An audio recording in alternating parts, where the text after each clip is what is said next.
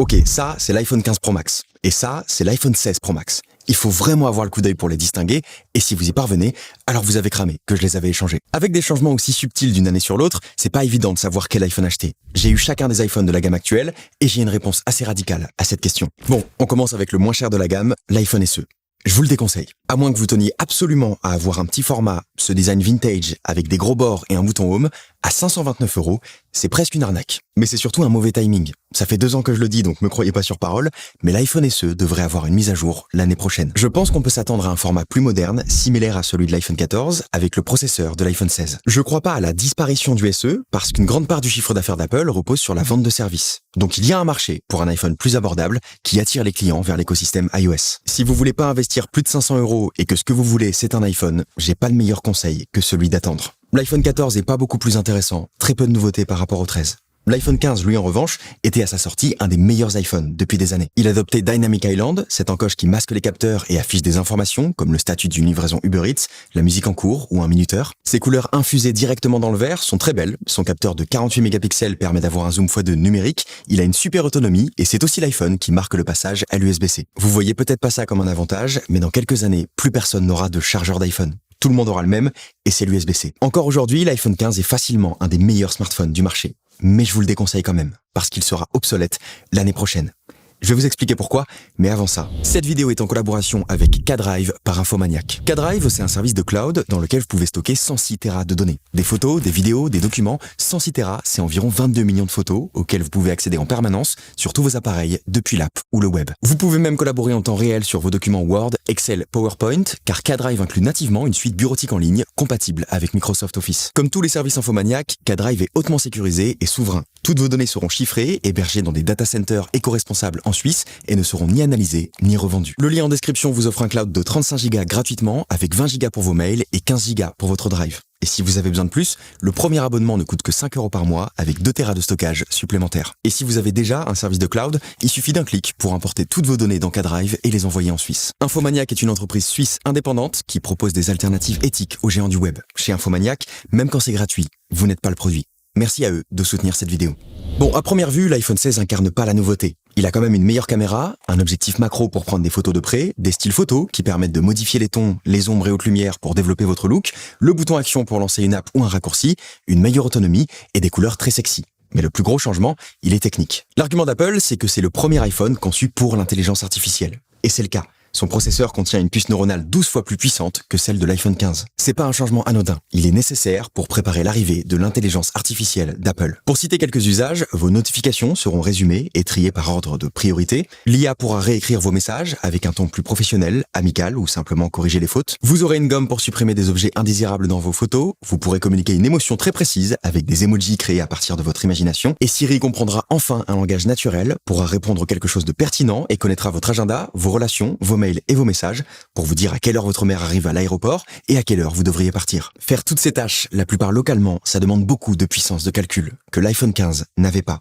Autrement dit, si vous avez autre chose qu'un iPhone 16, vous n'aurez pas accès à l'intelligence artificielle. Cette raison, à elle seule, devrait suffire à vous convaincre de ne rien acheter d'autre.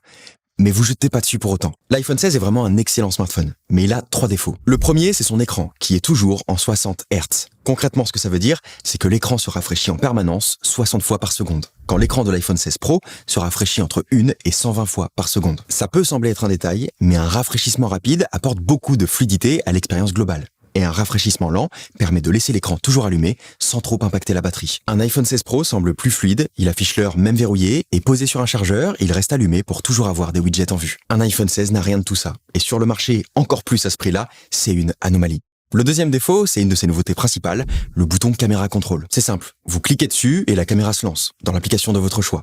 En cliquant à nouveau dessus, vous prenez une photo. Mais c'est pas juste un bouton physique, il y a un pavé tactile dessus. L'idée, c'est de pouvoir modifier les réglages de prise de vue sans retirer le doigt du déclencheur. Avec 2 touchés, vous accédez aux différents paramètres, la caméra, l'exposition, le style photographique, vous le sélectionnez et pouvez l'ajuster. C'est pas terrible.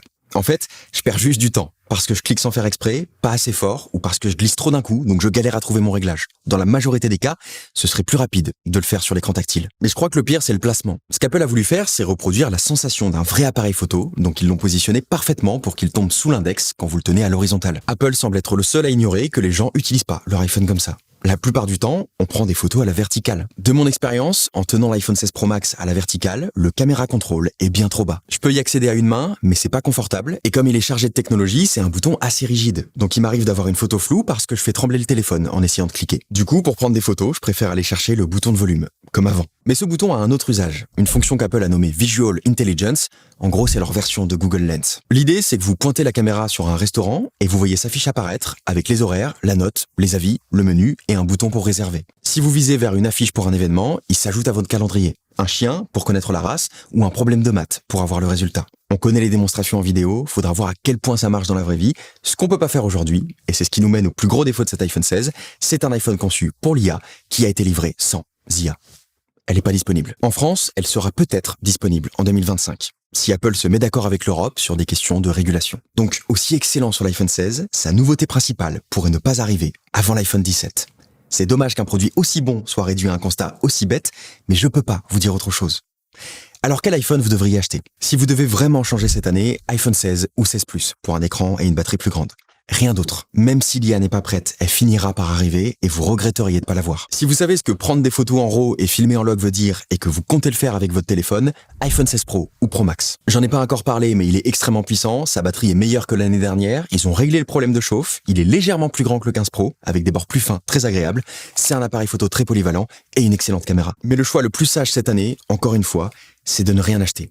Si vous avez un iPhone 12, 13 et qui vous convient encore, gardez-le pour 2025. L'année prochaine, vous pourriez être convaincu par l'iPhone SE, s'il se décide à sortir, et vous feriez beaucoup d'économies. Vous pourriez ne pas être convaincu par l'iPhone 17, et vous aurez un iPhone 16 un peu moins cher, et vous pourriez craquer pour l'iPhone 17, avec potentiellement un meilleur écran, une meilleure intégration du caméra control, et surtout le plein potentiel de l'intelligence artificielle. Vous faites pas avoir par des gens comme moi qui changent tous les ans. Les influenceurs peuvent donner le sentiment que les utilisateurs d'iPhone achètent le nouveau chaque année, mais regardez autour de vous, la plupart du temps, c'est pas vrai. Seulement 10% des gens qui ont acheté un iPhone en 2024 avaient le leur depuis un an. En fait, les propriétaires d'iPhone conservent leur téléphone plus longtemps que sur Android. Ça s'explique par un tas de raisons. Évidemment, l'iPhone est en moyenne plus cher, il a un taux de satisfaction très élevé, mais surtout, il souffre de moins de concurrence, puisque c'est le seul téléphone sur iOS. Cette absence de concurrence favorise ce qu'on appelle la loi des rendements décroissants, qui dit qu'au fur et à mesure qu'une personne consomme davantage d'un objet, la satisfaction obtenue à chaque unité supplémentaire diminue. Donc plus le temps passe, plus il est difficile de convaincre les gens d'investir plus d'argent pour une version légèrement meilleure de ce qu'ils ont déjà. Et je vais pas vous faire croire qu'il n'y a pas des moments où ça me fait kiffer, mais si ça faisait pas partie de mon travail, je crois que cette année, je l'aurais pas acheté. D'une année à l'autre, les nouveautés sont pas forcément transformatrices. Pourquoi ils sortent un iPhone tous les ans quand même? Pour deux raisons. La première, c'est que sortir des nouveaux produits régulièrement avec de petits changements est la méthode d'innovation la plus efficace. La plupart des objets et concepts qui vous entourent ont atteint ce niveau de sophistication par l'innovation incrémentale. Et la deuxième raison, c'est que vous n'êtes pas tout seul. Peut-être que vous n'avez pas besoin d'un iPhone 16 parce que vous avez un 13, mais il y a des gens qui ont un iPhone 10, qui commencent à vieillir, ou qui ont cassé le leur. Donc ils ont besoin d'un iPhone cette année, pas dans 2 ans. Et tout comme vous, ils méritent d'avoir accès à la dernière technologie sur laquelle Apple a travaillé. Tous les ans, des gens ont besoin d'un nouveau téléphone. Tous les ans, il y en a un nouveau pour eux. Mais si vous avez un iPhone 13 ou plus récent, gardez-le. Garder son téléphone 3 ans, c'est le minimum que je recommande.